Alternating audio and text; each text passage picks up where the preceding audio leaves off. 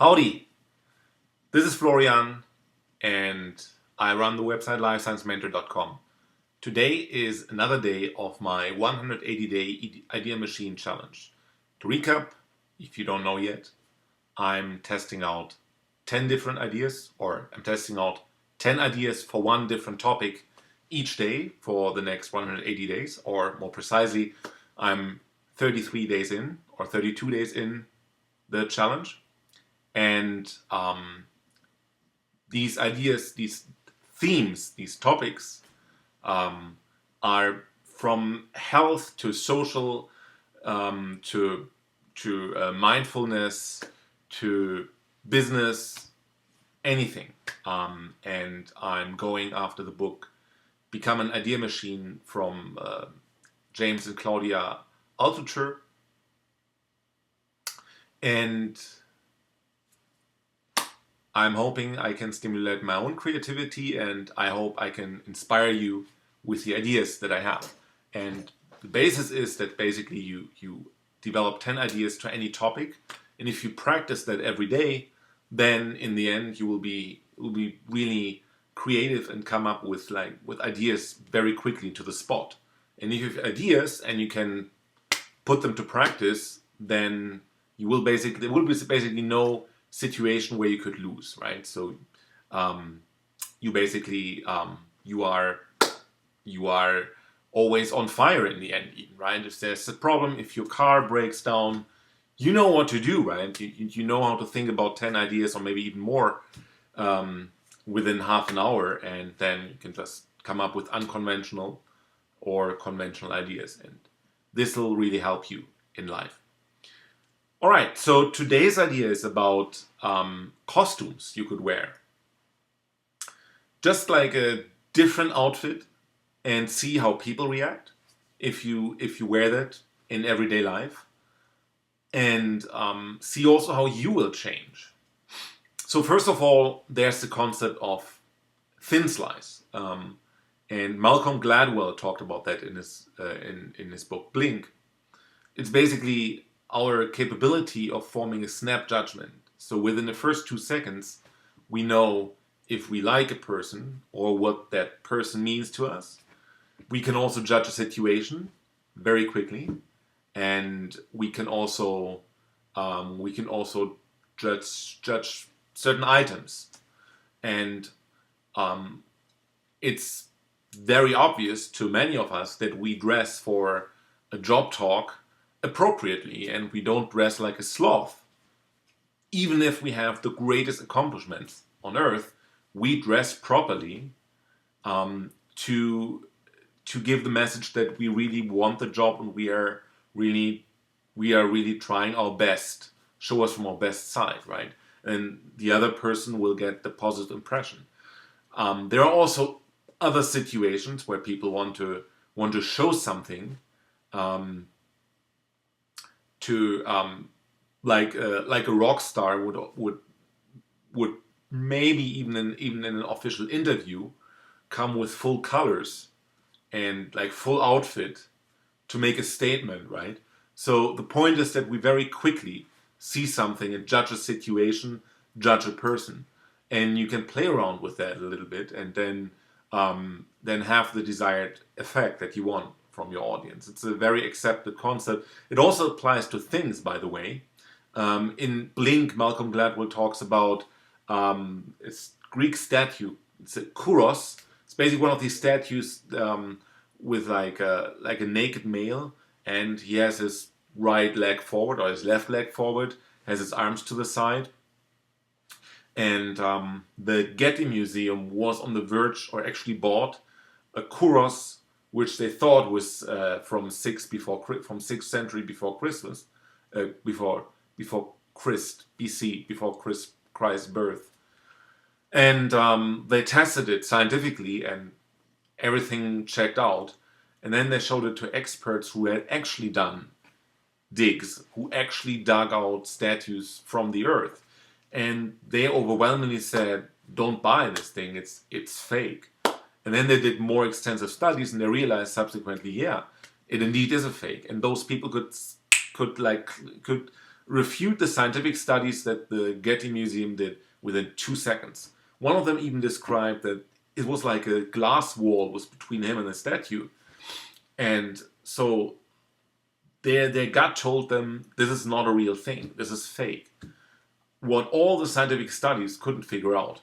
Because the thing is, if you have a scientific study, you look at a very specific aspect. But our subconscious takes all experiences that that flood against us, that we have in our environment, and quickly calculates them and comes out with a solution like that.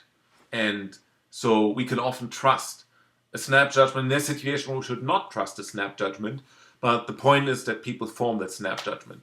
People have made measurements. They had people turn up red and blue cards, and some cards would win and some cards would lose them. And there was a pattern, whereas the red cards were actually much riskier. And if you want to accumulate a win, maximize your money over time, you would have to basically exclusively only pick up blue cards. And people picked up on that by uncovering, by turning around the 50th card. The first people reported that they anticipate, oh, okay, there's a pattern. And then some, as late as by card number 80, people knew, yeah, there's a pattern, I better only take the blue cards. However, when the researchers measured the skin conductance, and they did that because if we have stressful situations, our sweat glands become active, start secreting sweat, and that changes the skin, the resistance of our skin, the skin conductance. So basically, they found a change in the skin conductance already after card number 10. So the body of the applicant, of the body of the people taking part of the study, was actually already getting them a reaction after 10 cards. And they only 40 cards later, the first people started to consciously backwards rationalize that there was a difference in these cards, right? So that's how fast snap judgment works. And that will work if you wear a costume of any different color. People will judge you on that costume. And then there's another point. You yourself will also grow into a different costume. So I have this, like, take me as an example, right? I have long hair. I have this this wolf's tooth, bit of an orange band here. I have a sportive coat and a t-shirt, and that is a different outfit than the outfit I had normally, which would be like a normal suit, a dress shirt, a tie, right, khakis, and dress shoes. And the difference between both outfits is I feel a different way. I feel more relaxed in this outfit. I feel more relaxed, yet still professional. The other outfit, it made me professional, but also made me feel like stiff and very conventional, very, very adjusted, right? And while I'm telling you that, I'm also realizing I feel a little bit odd of talking about that, but it's the truth. It's the truth. I feel different in a different amount of clothing, right? So what would happen if I wore even different costumes, right? Let's start with the first one, lab coat. So if I wore a lab coat, it's very funny. So probably people on the street would think, well, there must be a lab close by. And I have to say, when I wear a lab coat, I would be much more focused on doing actual experiments on the bench. Taking, how do you call these things?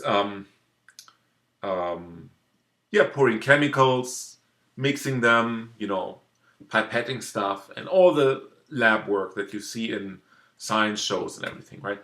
But I don't feel like sitting down and writing on a paper. If I'm wearing my casual normal stuff, I feel like writing my paper, but I don't feel like really working in the lab. So it really makes a difference wearing the lab coat to my professional understanding of my role. So that would be number one. Number two would be firefighter. Now, if I dress as a complete firefighter, I would expect that people would treat me automatically with more respect.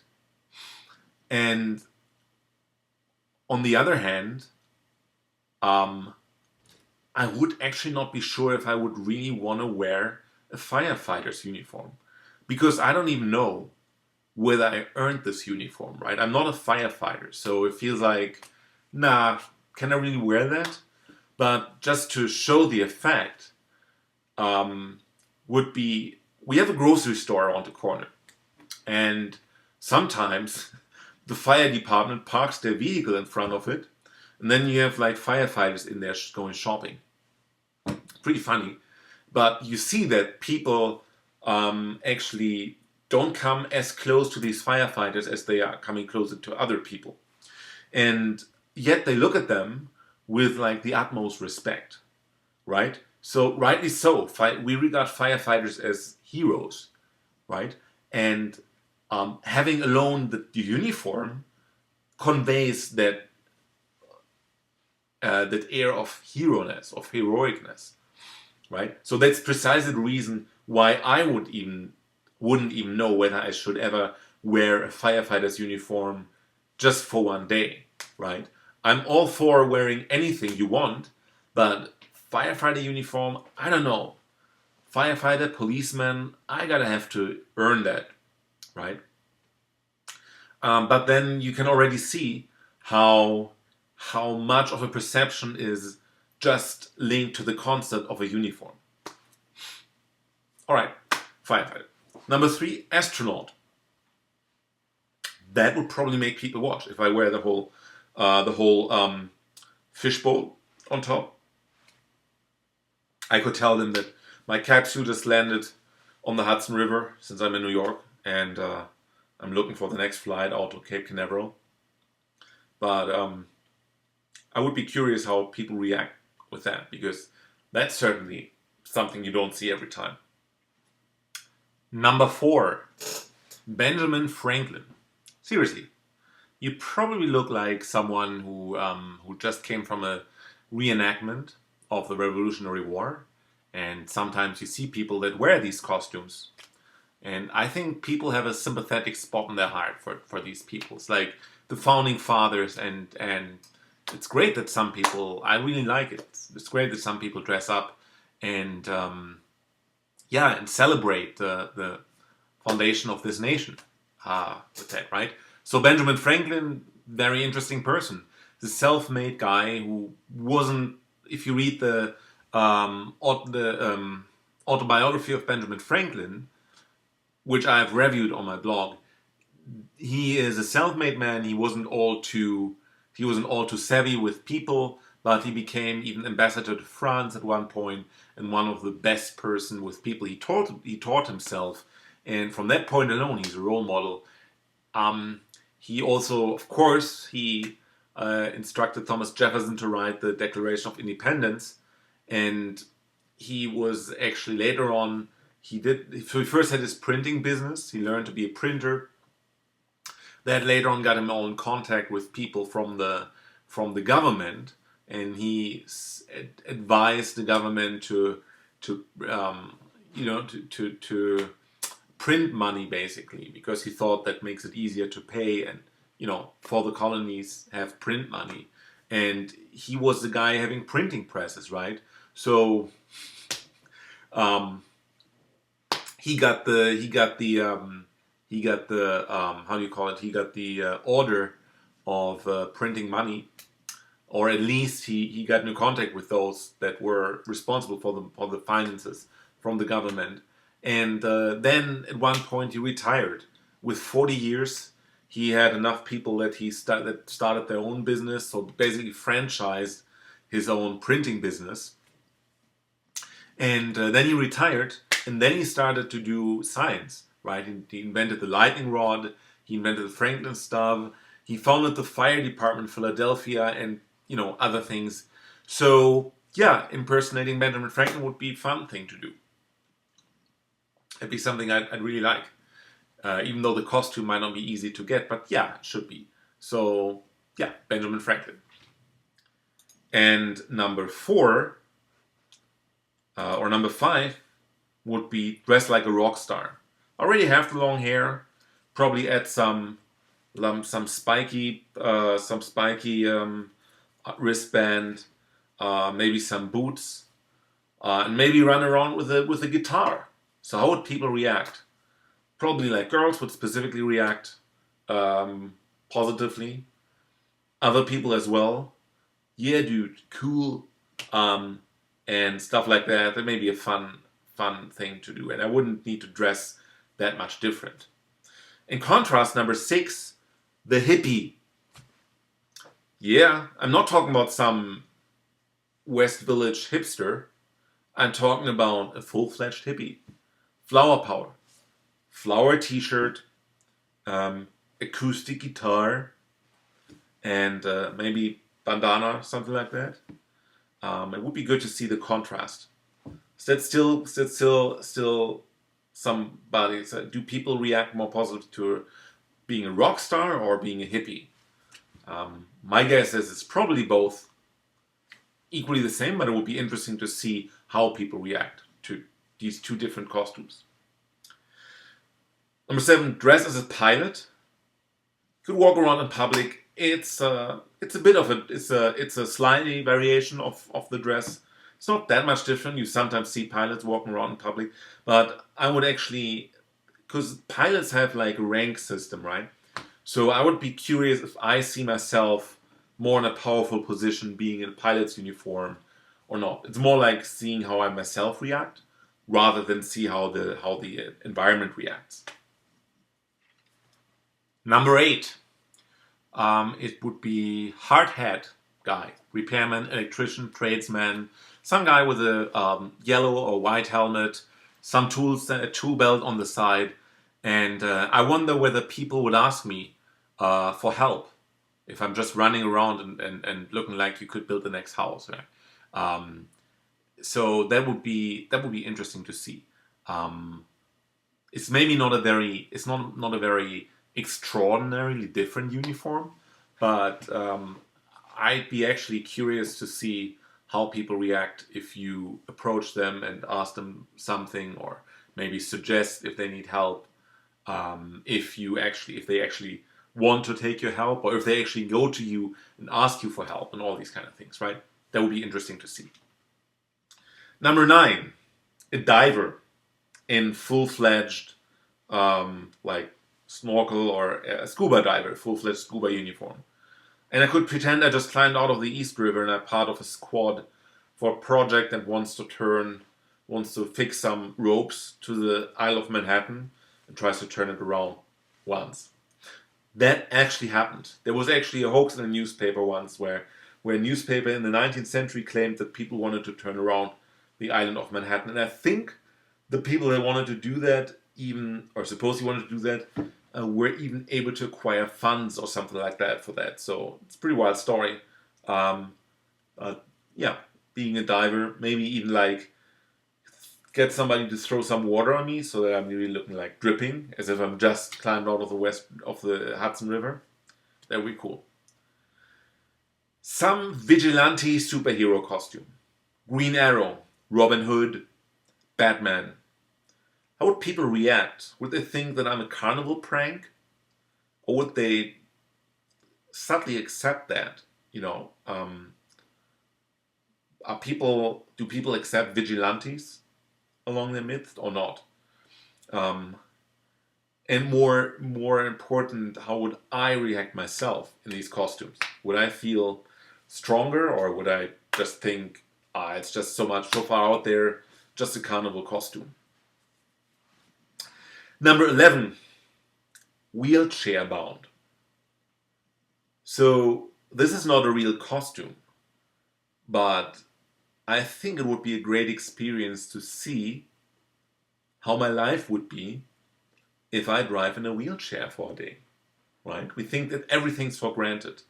We get into shops and stores and it's fine and no problem. Um, but how would I actually feel if I'm inside a wheelchair for a day, right? Would I adapt and then everything would be the same as before? Or would I feel really hampered over the day and would that continue? Would I need a long time to get used to it? Would people be helpful? Would people be carrying me up a stair or driving me or pushing me across the street or something like that? Um, yes, it is maybe a little. It's maybe a little. I don't want to say callous, but maybe it's a little bit. It's a little bit two-sided sword, right? Because I can just get up and walk away. So impersonating a disabled person is not something that I would take lightly. But for really doing one day and trying out how it feels to be in a wheelchair, to really see a perspective, I think would be a good idea, and might try that at one point. And number 12, because Star Wars, Jedi Knight. Though people may think that I'm like a marketing prop for the new Star Wars release, yet it would be cool to see her walking around like dressed as a full Imperator or Jedi Knight. Would actually be an interesting experience. And those are my 12 suggestions. Let me know what you think about it. If you have any additional ideas, there'll be one day where I try out at least one or two of these costumes and see how it goes. I'll make a video about that and then publish that. Throwing that out there right now. I don't know if it's going to be next week or next year, but it will be some point in the future, I promise. And then you'll see it all, how people reacted. Let me know what you think I should actually do. Let me know what you think I should be dressed up as. And then I'll do that. Wouldn't that be fun? I'm looking forward to your comments. All right? So, thank you very much for your attention, and I'm looking forward to having you again tomorrow. I'm looking forward to your suggestions. All right? And so far, see you tomorrow. Oh, and if you enjoyed this video, click on like. All right? See you tomorrow.